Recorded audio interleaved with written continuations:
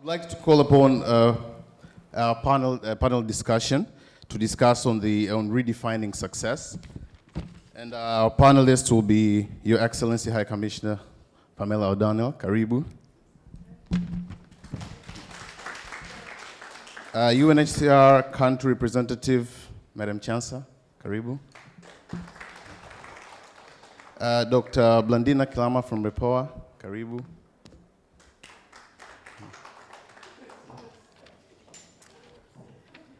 And Madam Sophia Mjema, Karibu.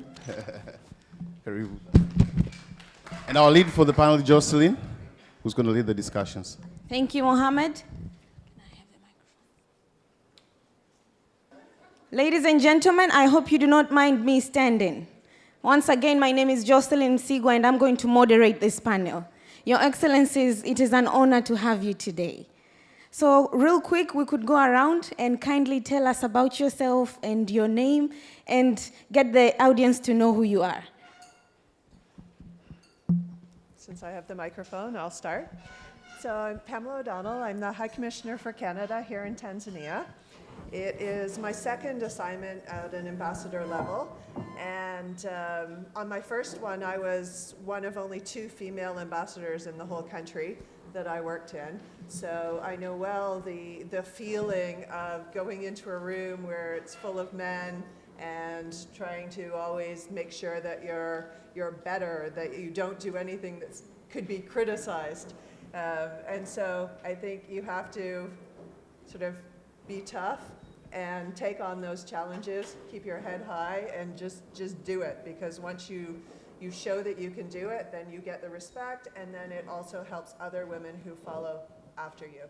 So I'm going to stop on that. Okay. Good morning, everyone. Should I try Swahili? And maybe not speak in a European accent and try the real. No, the best I can do is habari za asubuhi. I'm from Zambia. I'll come to my name in a minute. And of course, everybody says, well, you're from Zambia, you should speak Swahili. And I'm like, no. I have my mother tongue is a Bantu language. So of course, there are words in there that are familiar to Swahili. And if I came from the border areas with Tanzania or maybe even Congo, for sure, from those areas, people speak Swahili. So no, my mother tongue is Bemba, but it has enough Bantu in it that sometimes, many times actually, when Swahili is being spoken, I can understand, but I get lost when it becomes really technical, if you know what I'm saying. So let me now, there is a senior government official who always used to like when I introduce myself, because he says the way you say your name is like a song. But when people read it, it's like it's Englishnized, and it then loses its meaning. So my name is Chansa Kapaya. So everybody says, well, it's like a song. So as I said, I come from Zambia, and I'm here in Tanzania as the country representative of UNHCR. I've been here before in Tanzania. This is my second, let me put it there, tour of duty in Tanzania. I was here again 2010 to about 2014 or thereabouts, when I was deputy. Then I left. I was sent to Ghana as representative, and lo and behold, I came back to Tanzania again in 2016, and I'm now towards the end of my tour of duty, but Tanzania remains very, very central to me, especially for my son who has literally grown up here. He knows more about Tanzania than probably some of you do. So I've worked for UNHCR for a long time. UNHCR, as most of you know, is the UN agency that takes care of refugees. And you're all wondering, refugees, what are we doing here? Yeah, I've worked for UNHCR for quite a long time. If I say how long, people say, were you born in UNHCR? So I'll just tell you, this is my 31st year working for UNHCR. And most of my career has been in Southern Africa, where I'm from, and I've worked in East Africa, West Africa, and our headquarters in Geneva. But other than that, I'm proud to be here, and if I can be a role model to any of the young females represented here, then that's a pleasure for me to be, because we need more role models. We need more women to show the younger. There's a saying that you need to reach back and bring along others, because if you don't, then you leave others behind. So that's what I'm here to do, it is to motivate you, to give you an example that if I can do it, you certainly can do it as well. Thank you. Hello, all right. Okay, I'm Sophia Mjema, the District Commissioner of Ilala. I have been in this job for the last 14 years. I started working in Lushoto as a District Commissioner, and then I came to work in Temeke. That was in the 4th tenure of Mheshimiwa Jakaya Mrisho Kikwete. Then on the 5th tenure, I didn't know that I'm going to come in the 5th tenure, but then I came in the 5th tenure and I worked, and now I'm in Ilala. Let me tell you, ladies, maybe even gentlemen, how did I come in being a district commissioner? First of all, I participated and I wanted to go to become a member of parliament. So I contested for the special seats in Dar es Salaam. At that time, there were about 57 ladies, and I was the youngest one, because at that time, I think I was 27 years of age, and I participated to go into there, and I said, I can make it. If these ladies can make it, why shouldn't I? So I went in there. It wasn't easy, really. You know, making people to vote for you, it's not easy. You know why? You go there and say, you know what, Mama Kapaya, are you going to vote for me? And say, certainly. You are so good, and I will do it. I'll make sure you become a leader. And you go there with the big head. She's going to vote for me. And then when you wake up in the morning, you go to the polls. Why don't I have enough votes? What's happening? And when you look at these ladies and say, hey, you know, where are you? Nobody looks at you. Everybody's just going and leaving you behind because they lied to you. But you have to work more than that to make these people vote for you. So at that time, I was very young, and it was my first time, so my votes were not enough. But actually, I became a hardworking young lady, and I was working hard and making sure I'm working for the country. So I was appointed to become the district commissioner at that time, so I went to start working at the Lushoto. And that was actually in the upcountry. So since then, I have been a district commissioner. But being a leader, and I want to say being a district commissioner, some people think that we're just coming here, opening events, having speech, and that's it. We don't do any more things, right? No. We sit and listen sometimes to you. You know, all those nitty-gritties from the government. Imagine you have all the ministries, right? Health, Ministry of Mines, and everything. What you have to do, you have to make sure you go and implement it in your district. Because where are these things which are being talked up there on the government? Where are they being implemented? They're being implemented in the level of the district, and that's where we are. That's where the people are. And when you go there, people come out to you and say, listen, you promised that I will have water, I will have good health. Where is this good health and where is this water? Madam DC, I want to know. Come here, my roads are not, we don't have good roads here because there is a member of parliament, but you are the government there. You are foreseeing each and everything.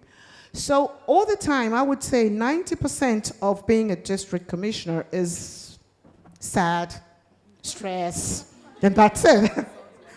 Oh yeah, all right. And when you go home, you know, you have to smile to your kids, you have to make your husband happy as well, and you're exhausted. So it's not easy, really. You mimic what the president is saying, and you have to make sure. Because remember, the president went there and he wanted the government, he wanted the people to vote for him. He wanted actually the party to be nominated to rule actually this country. But if you don't do it well, then you have made mistakes, and that's actually not acceptable. So that's why this year, or this tenure, kuna kutumbuana majipu kweli kweli. You know, utumbuliwa, you know, tumbua majipu, it's like you've been kicked out of the job. So being a district commissioner, it's fun, but it's not that fun because actually your 90% is trouble, and your 10% only, that's when you laugh and smile. Sometimes you do, sometimes you don't. Sometimes you stay for the whole month without laughing, without smiling, without doing anything. When you go home, everybody asks you, what's wrong with you? Say, don't talk to me, I'll talk to you tomorrow.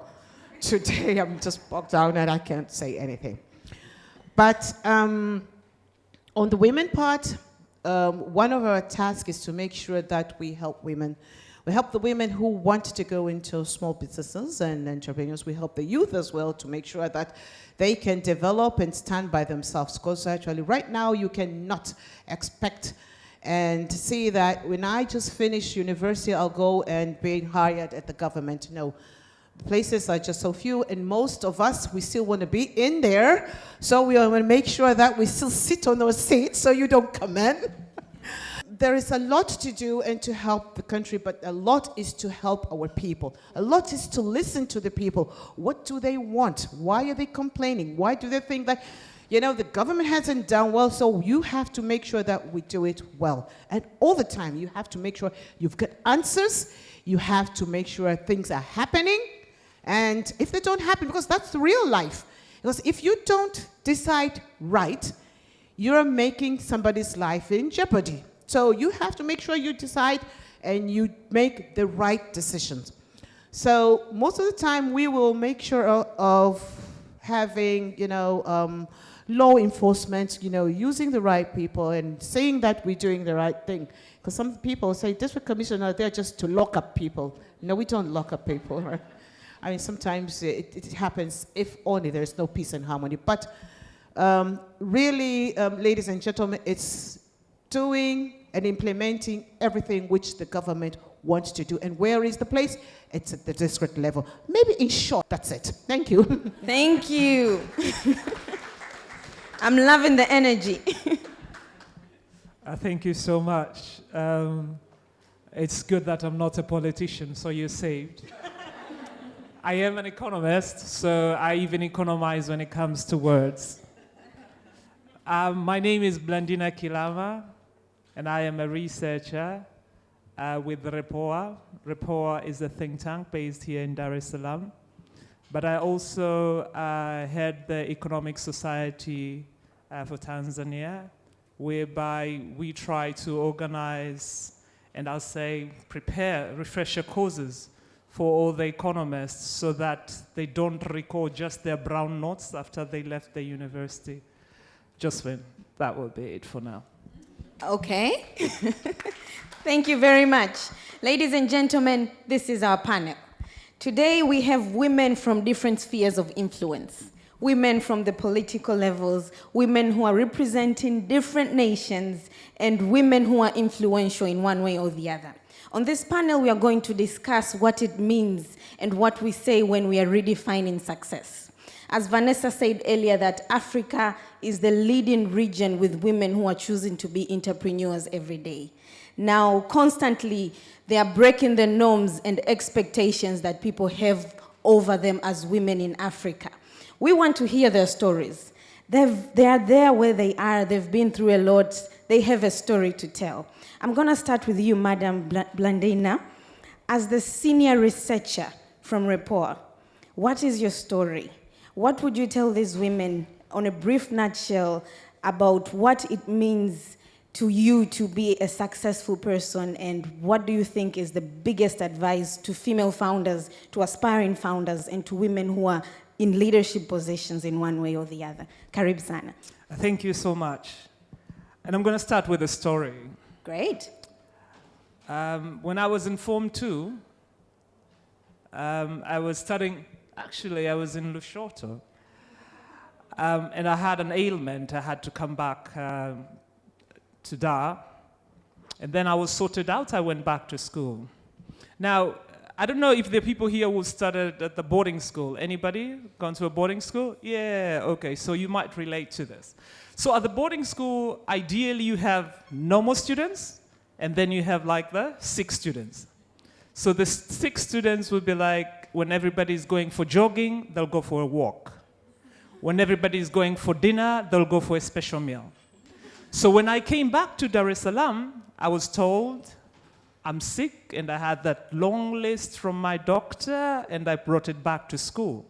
So when I just arrived back, I said I was in Form 2, I had that certificate with me. I am sick. So when we finished our morning assembly, I joined the lines. I switched from the normal students, I joined the line of the 6 students. And so I went, pretty much crawling around when everybody was jogging, and I was heading back to classroom so that the day would start. And this one teacher stopped me, and she went like, "Blandina, what are you doing?" And I'm like, "Hey, don't you know?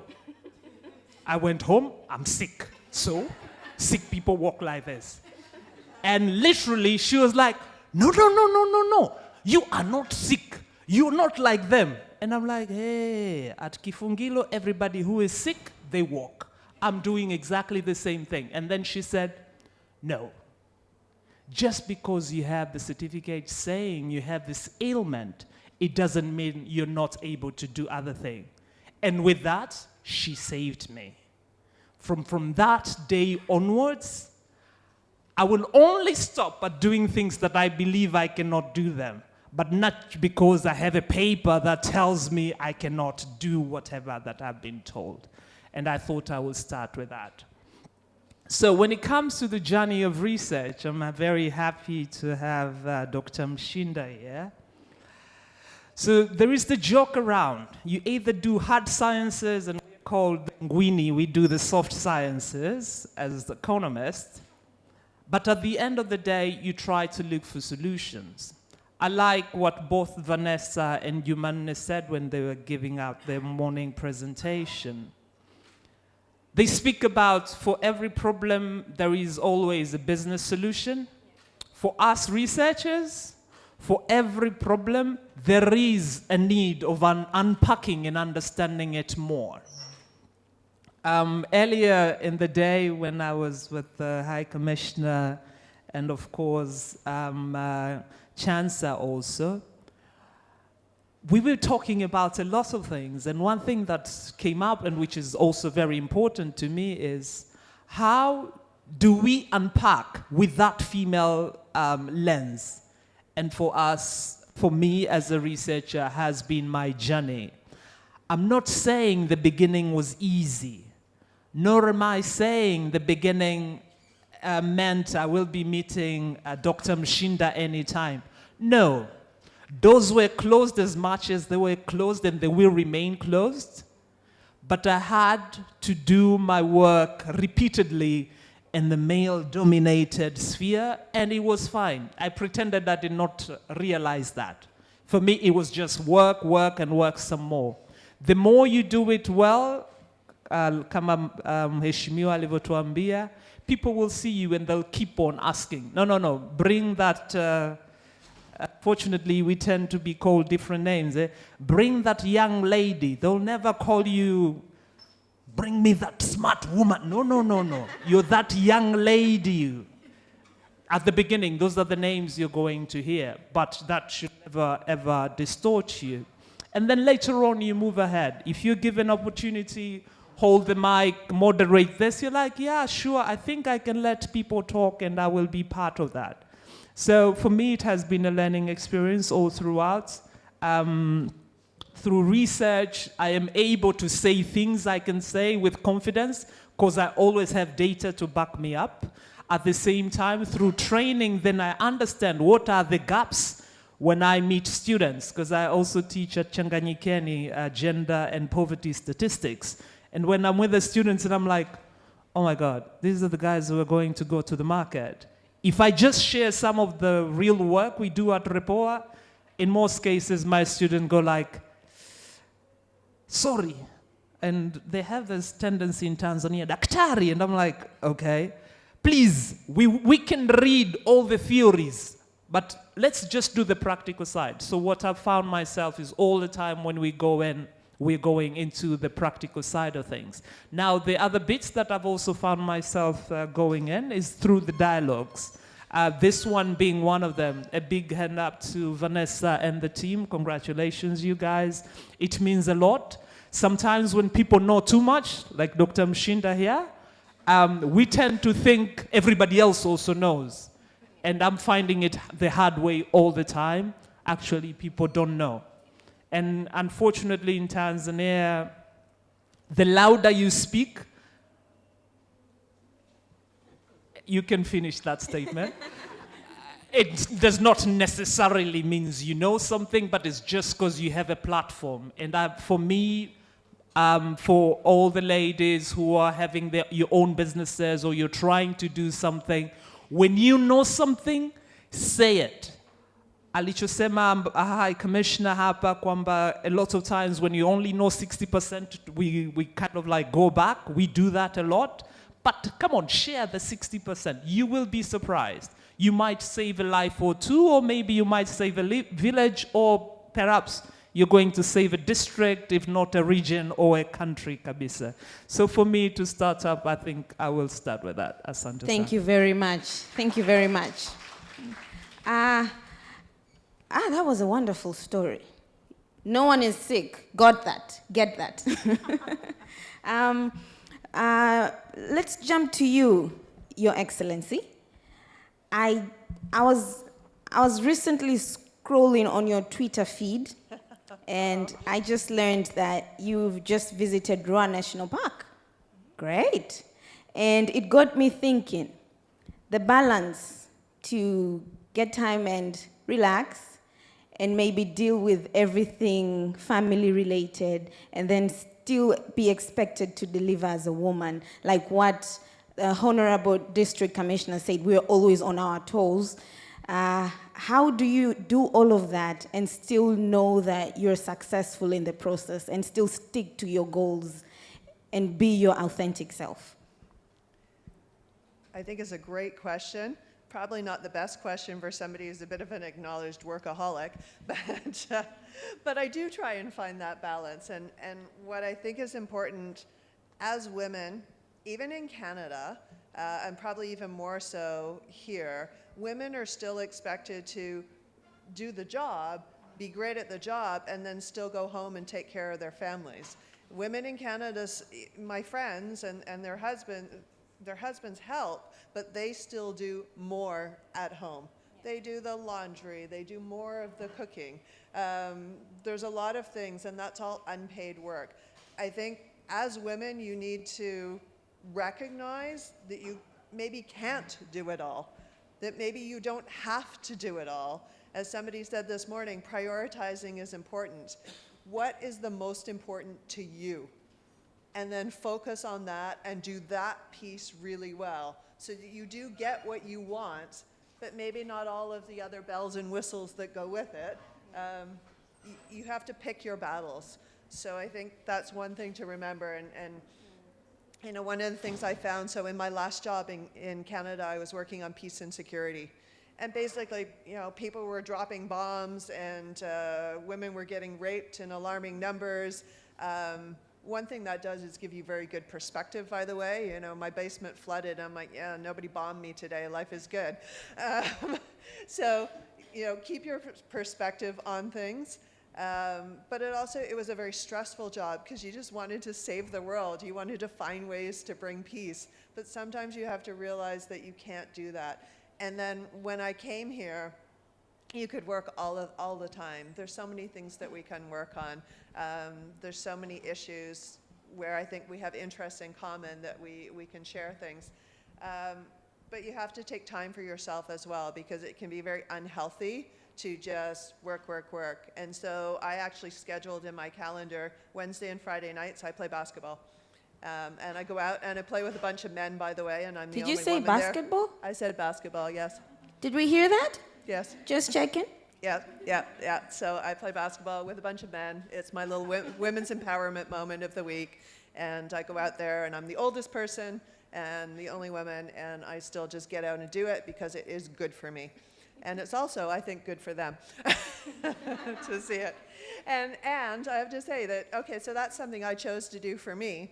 But then there was a couple of women, a couple of young ladies from the girls from the high school that saw me playing, and now occasionally they come out and play as well. So they're like, oh, well, we saw you doing it, we can do it too.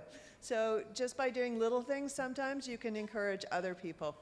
And then that led me to another really great women's empowerment moment last week. So one of the men that I play basketball with runs these basketball camps. And he's like, oh, can you come and help? Because the girls, they need to get tougher. They need to have more confidence. He thought that was what was lacking in their game. And so I went out and I coached them for a couple of days. And then they were feeling, I think, quite empowered. And we challenged these guys to play a game. And we won.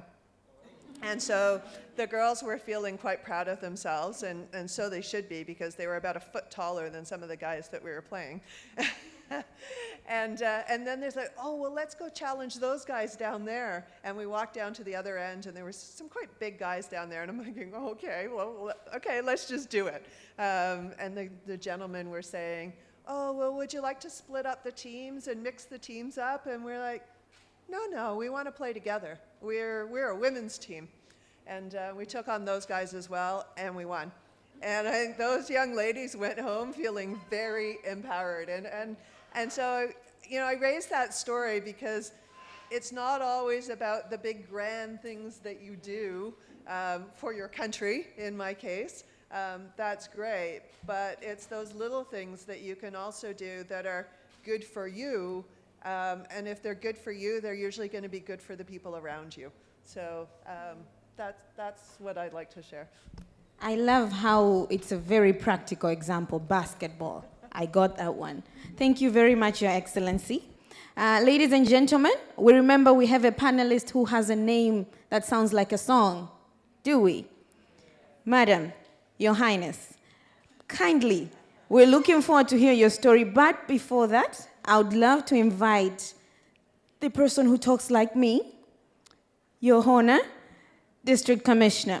I would love to hear your story. You explained a lot about how much the role of being a mother and a wife is, you're always on your toes. I got that one today. I'm sorry, I'm saying it a lot. And the drama in the political realm and everything connected to that. How do you still ensure that you are your authentic self and you are true to what you believe you want to achieve in your life? And what is your message to the women and men in this room today? On a brief note. Okay. All right, thank you. Actually, I'll put it very brief, because actually, as a politician, I talk too much.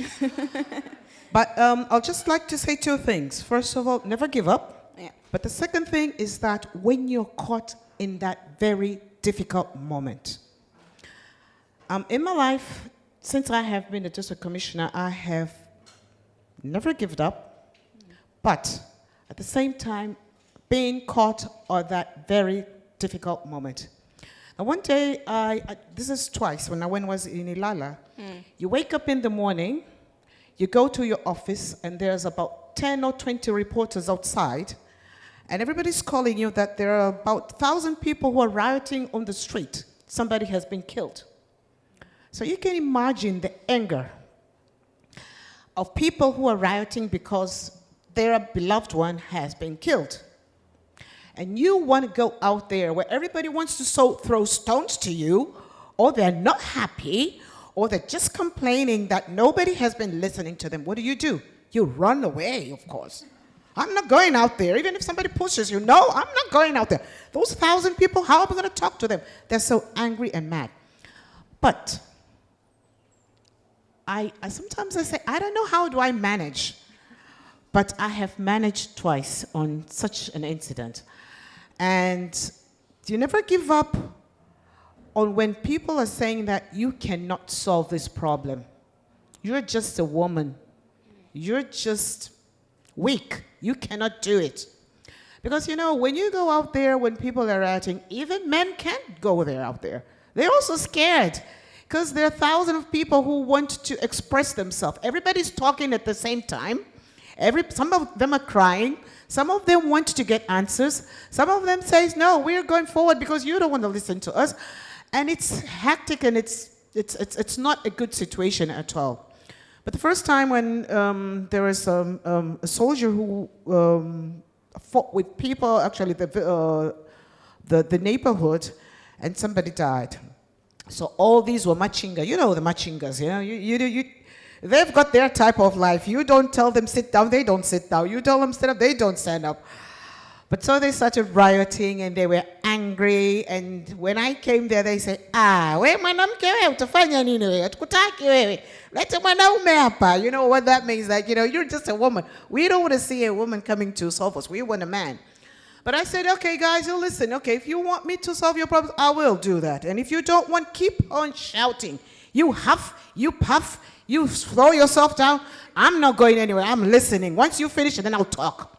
So they huffed, they puffed, they jumped. And then I told them, are you ready to listen to me? Dear mama. Right. So what is the problem? Come, give me your leaders. And the leaders come, they talk their problems and you solve. So most of the time, it's listening. Don't get scared.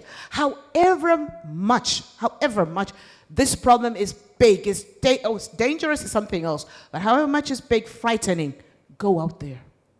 You're a mother. If your kids are being attacked, what would you do? You go in front and put your arms there and say, you're not going to pass this way. So go out there. Believe in yourself that I can do it. You'll fumble around the first time, but the second time you'll be able to. And with the wealth and knowledge and experience you're going to be going and facing such situations, you won't be able to fail in other years to come. You'll be able to go out there. And that's how a leader is going to become. Whoever will stand up there, you will compete with this person. Whoever is going to be there. You say, I can. I'll just kick you in 2 minutes. And you do it. It's just believing yourself. So never give up. Do all those what you want to do. Make sure, actually, you do it for your people. You do it for the country. But listen a lot. Listen. Learn how to listen. Some people will come and they will talk to you and say, unajua toka mwaka 47 mimi nilikuwa na tatizo. And they'll talk from 1947 to the year where you are. You're getting tired. Hey, maliza bwana, mimi na haraka. No. Learn to listen, and then you'll be able to help your people. That's in short. Thank you. Thank you very much. Thank you very much. A big round of applause. I love how you're sharing the stones, words that are stones that people throw at you when you have to face challenges. And I think this is something that we can relate to as women. It may not be in a political platform. Maybe as sisters or brothers or wives, they're just insults that people throw at you, maybe indirectly, or maybe they're just being polite and trying to shut you down. But we do not have to give up and always know who we are. Thank you very much. Now I love to hear the name that sounds like a song. As the country director from UNHCR, I know that you have dedicated your life to make sure that you are fighting for those that have been forced to move away from their homes. Now, as a woman and as an influential person, we would love to hear what it's like to you when we speak of success. And how do you always stay firm to that definition, despite everything that is going on, despite everything that keeps coming to your face and you have to deal with it? How do you do that? Wow, that's a big one. But thank you very much for giving me the platform. I think that, how you define success is all relative. It's about how high you want to go, maybe even for that matter, how low you accept to be. In my case, working for an international organization, coming from a non-donor country, success is obviously that a Zambian woman can reach a director level as a head of an organization, international organization like UNHCR. So that in itself is success. I come from a family of 7, and I was the eldest. I'm the eldest, not I was, I'm still the eldest. And I had a father who did not segregate in terms of you are a boy, you are a girl. Everybody's the same. So he pushed all of us, more so being the eldest. His belief was, of course, in education. He says, look, he was, he's late now. He was a senior government official, and he said, I'm not wealthy, I don't have money. What I can give you is education. And that's what we focused on. So empowering yourself, knowledge is power. You need to improve yourself. It doesn't mean you have to have the 10 degrees, 50 diplomas, or what, but whatever it is that you think you're good at, do something about it, because you cannot lead, they say, if you don't read. You need to have knowledge. You need to have information. So, as I said, I came from a family of 7. Being the eldest, I always had to be the example in everything. When we do good, I get the praise. When we do bad, I get the blame. So, always wanting to be that role model again, even from early childhood, setting examples for others. You are the lead, having others look up to you. You can't fail, you can't misbehave. I have a sister, a middle sister, who blamed me because my father was very strict. He was a disciplinarian. In fact, in their era, they had the saying, spare the rod and spoil the child, I'm sorry to say. Because they believe that if you don't discipline children, they get out of hand. And one of my sisters believes that I made my father the way he was because I listened or I did everything that he said I should do. Whereas she would be the one where he says no going out today, and she wears her gown, and inside there she's got her party frock. And as soon as the parents go to sleep, she's gone. But then, again, I was at the beginning. As I said, I had to set an example. I had to be the role model. So what I can say is that you need to believe in yourself. You need to have that self-confidence. You can't always say, because somebody else did it, you can't do it. You can do it. And often the opportunities are not as defined or as perfectly lined up as you think. I give an example of how I joined UNHCR, because I guess for many of you, you're like, but how did you do it? It was actually quite accidental. I was at the University of Zambia. I had just finished my master's in sociology and African development studies. And a friend of mine that we had done the BA together, she had already started working. And she was working for an NGO called Save the Children. And at that point in time in my country, like in Tanzania, where again, you are hosting quite a number of refugees. We had in the 80s, we had the Mozambican refugee crisis in Southern Africa. So UNHCR in Zambia at the time wanted to, rather the government of Zambia wanted to set up a camp or settlement for these refugees, but they wanted to understand who they are, what they are, where they come from, and because previous attempts to establish these settlements had gone wrong. They were too crowded, there was always something happening and people were running away from them. So they decided to do a survey, sort of gather baseline information so that you design these settlements with a knowledge of what these people are like, their habits, their cultures, and so on. So a friend of mine said, well, I have a friend, she's a sociologist, and I think they do these things, these studies and researches and things like that.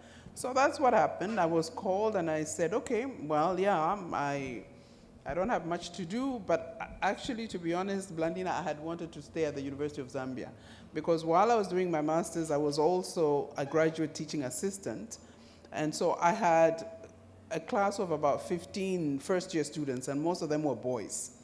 I was tinier than I am today, and you can't imagine. That's another story. We can talk about that and how I had to find a way to communicate to this group of boys that it doesn't matter whether I'm tiny and short. I'm on my second degree, you're on your first, so you better listen to me, otherwise that's up to you. So anyway, to cut the long story short, we did this research for this UNHCR, and they liked what we did, and so they were collaborating with the government to set up this camp, and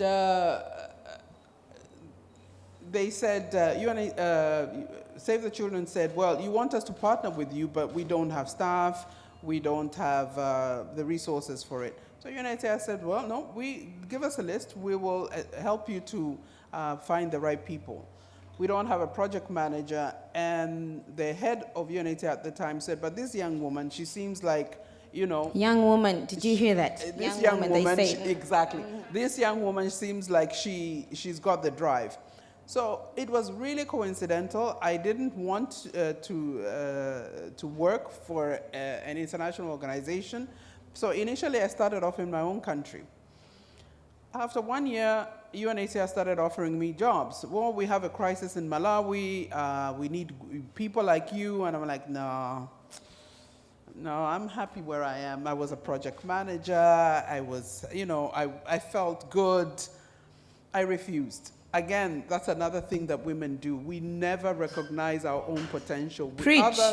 Others look at you and they see what you have, but you yourself, you hold yourself back and you say, no, I can't do it. Part of it was that. Part of it was I was just comfortable in my own comfort zone, and that's another lesson. Get out of that. Get out of your comfort zone. Be more aggressive. The men are more determined to do different things. Get out of their We want the same small circles that we're used to. So eventually, after refusing for another, then I went and I said, okay, so where am I going in Malawi? They said, oh, you're going to be a field officer in a place called Mangochi. Don't worry, it's beautiful, it's like a resort area and all that. Well, fine, yes, there is the Lake Malawi, but where these refugees were, it was in the middle of nowhere in the jungle, and I was 26 years old, never lived in a rural area, and here I'm told I have to be the one. So what I'm saying is that, you see, and from there, of course, every year I was like, no, I'm resigning, I'm going back, I can't do this. But eventually, my self-confidence started to build. And I started to realize that indeed I had something to offer, because if other people can see it in me, why can't I see it in myself? So debunk those myths that women cannot.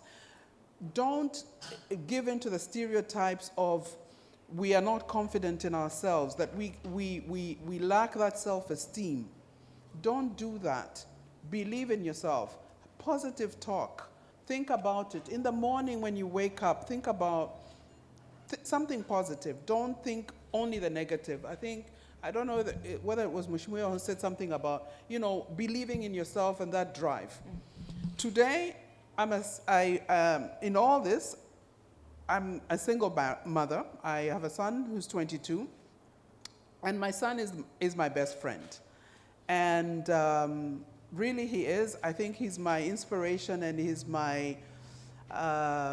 he motivates me, because what he says, and this is where I'm proud, and I think the men in the room, you also have a role to play in mentoring the young men to believe in their women, to believe in their sisters, to believe in their mothers and their aunts and all that. And he says to me, and this is what makes me proud, and I'm willing to share it with you, he says sometimes when he's with a group of friends and they're talking this and that about women, and he says, no. Don't say that. I am what I am because of a woman. She's a mother, a father, she's everything to me. I am what I am, so you can't tell me that women can't, because I am what I am because of a woman. So don't ever say, because you're a woman, young women at that, you can't. You can do it. So really, to be honest, defining success is, I think, about believing in yourself. It is not easy. It doesn't start automatically, unless, of course, you are just arrogant or something. But it's in you, and you need to believe in yourself. Think about it. What am I good at? What is it that I can do? And build on it, and look for those that will motivate you, that will support you, mentors, role models, sponsors even, as we call them, because really that's what I can say. Thank you. Thank you very much. Oh, that was touching. And I know this might put us a little bit off mood, but is your son married?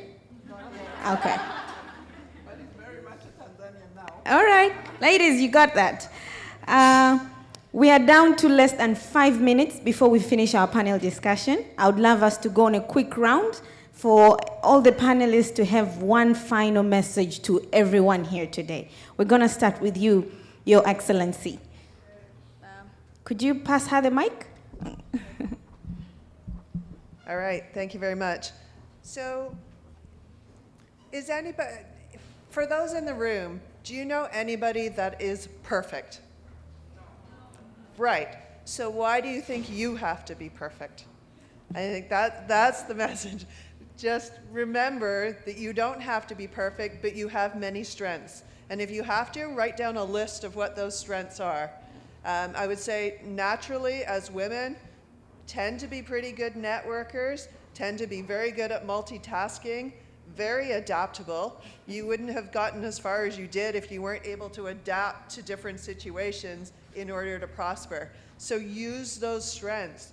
Read your audience. Change your approach depending on who you're talking with.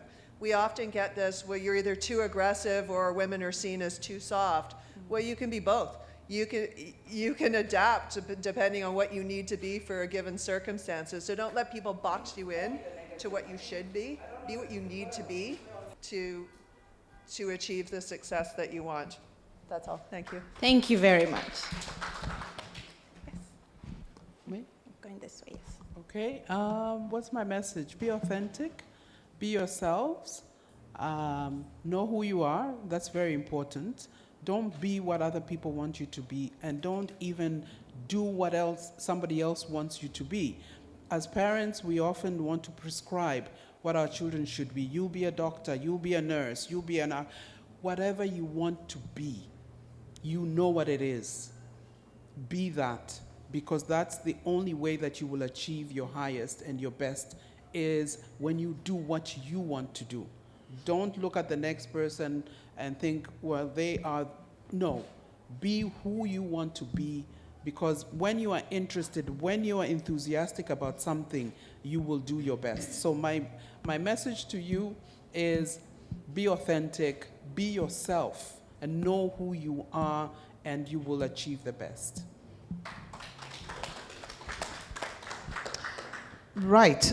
What I would like to say is let's love ourselves. Love yourself. Because once you love yourself, you'll be able to love others. And stop whipping yourselves. We whip ourselves a lot. Because of this, because I did this, that's why my husband is angry.